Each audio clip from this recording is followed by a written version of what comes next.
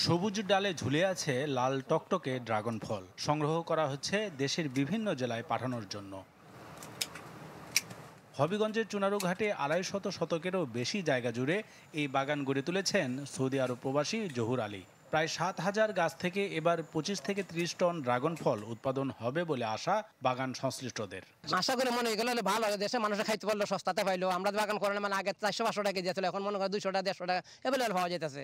তো আরো যদি বাড়ানো যেত মানুষ খাইতে পারতো।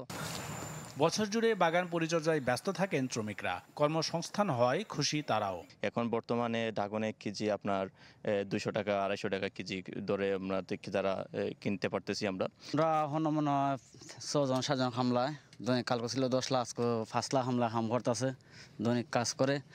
হবিগঞ্জে ঢাকা কারণ বাজার সকল খানই মালটা যায়। আমরা এই বাগানে প্রতিনিয়ত এখন আগে শ্রমিক বেশি আসলে এখন আমরা ২ জন কাজ করতেছি। আর যখন ফল পাকে তখন আমরা এক্সট্রা শ্রমিক আনে কাজ করে ফল পাড়াই, তখন ফল যায় আর কি।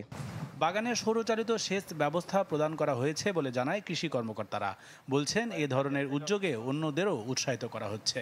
আমরা এটাকে প্রমোট করতেছি, ফলটা যেন আরো বেশি বেশি লোক চাষ করে, যেহেতু হবিগঞ্জে অনেক জায়গা আছে আসলে ফসল আবাদির আওতায় আনার জন্য আমরা আপ্রাণ চেষ্টা করতেছি এবং আমাদের বেশ কিছু প্রকল্প কাজ করতেছে। কিছু কিছু প্রকল্পের কিছু স্বাধীনতাও আছে।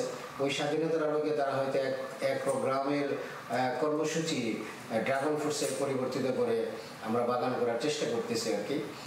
৪ বছর আগে শুরু করা এই বাগান থেকে প্রতি বছর আয় প্রায় ৩০ লাখ টাকা। Desk report, channel 24।